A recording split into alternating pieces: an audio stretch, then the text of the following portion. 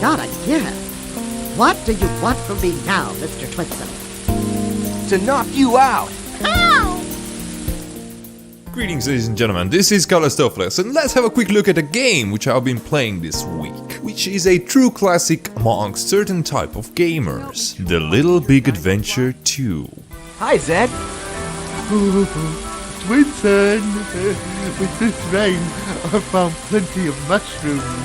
What is it? Well, it is an open-world 3D adventure game released back in 1997, which probably invoked my interest in the adventure games genre in general. It was developed by Adeline Software International and was published by Electronic Arts back in the times when they weren't shovelware releasing monstrosity which would devour every other good IP and the development companies along with them. In LBA 2, you assume the role of Twinson, the hero of Twinsun.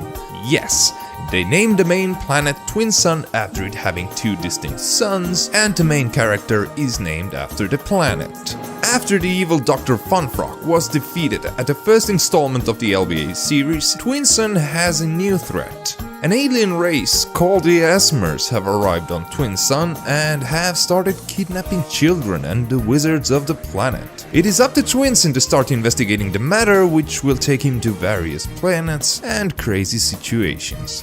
The gameplay generally revolves around adventuring, platforming, solving various types of puzzles and of course combat. Well, speaking of combat, the weapon selection is pretty creative and kept fresh throughout the whole game. For an example, you get the default yellow magic ball, which you can hurl at your enemies right in the beginning of the game. But during your adventures, you will be upgrading it through the green, red and fire magic levels, thus making it do more damage.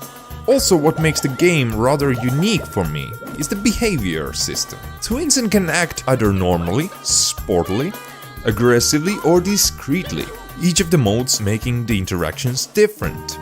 In sporty mode, you will be running and jumping, well, thus making it kind of the default mode for the whole game. However, in aggressive stance, you can do hand-to-hand combat, or in discreet mode, you can duck down for cover. Also, the way that the magic ball is thrown changes with every stance you select, so know them well. Some puzzles will depend on it. But no, the balls are not your only choice of weapon. You also get blowguns, darts, and even a laser pistol. There is also an upgradable jetpack. Now think of this. Laser pistols and jetpacks. That equals awesome. And of course, we cannot forget the best weapon in the game, the Nitro Mecha Penguins. You just acquired a superb Nitro Mecha Penguin. Select it in the inventory and it'll explode a few seconds later. The only downside to them is that you cannot get more than one in your inventory at a time. What a pity. The presentational side of LBA 2 is a real treat. There is nothing I can basically fault here, as it was truly a gem of its time. The graphics look great, with wonderfully colorful worlds and characters, where everything comes together as coherent and finds its place in the world aesthetically speaking. And the music. Well, the music is out of this world great, and I'm not exaggerating here. The composer Philippe Vacher did an outstanding job with composing the LBA 2 soundtrack, as he did with the first installment also. If I were to put the music on a scale of memorability, it would definitely be up there on the top with the likes of Hell March from the Red Alert series. Now that's how good and memorable it is. The last time I played through LBA 2 was ages ago. I think it must have been like 10 to 15 years ago, so the experience was refreshing for sure. I did not remember all the puzzles right off the bat, however, did manage to run through the game without ever getting stuck for more than a few minutes at a time. During the playthrough, I remember two distinct features of the game, which are worth mentioning here. Firstly, stun locking back in the day was definitely a thing. You could easily lock your enemies with some technique, however, they could easily do the same to you. And secondly, the Ferryman's song. It never gets old.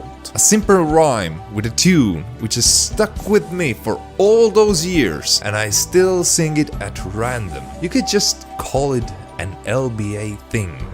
And speaking of things both real and not, if I had the opportunity to give this game an award of some sort, I would give it the Golden Dinofly Award for one of the best childhood memories in gaming and still one of the best open world adventure games to date. Of course, that would be in my humbly tilted subjective opinion.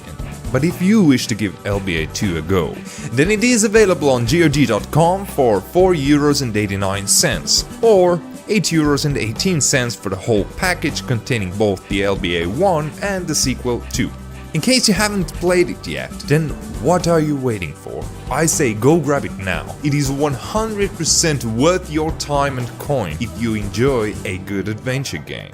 As for me, I will wrap this video up for now and go dream of a time when I could actually have my own personal Dinofly to fly around on. So thank you everyone for watching. I am now occasionally also streaming old stuff on Twitch as well, so check in the link in the description if you're interested for that, and I wish you all the best on your journeys. Bye bye.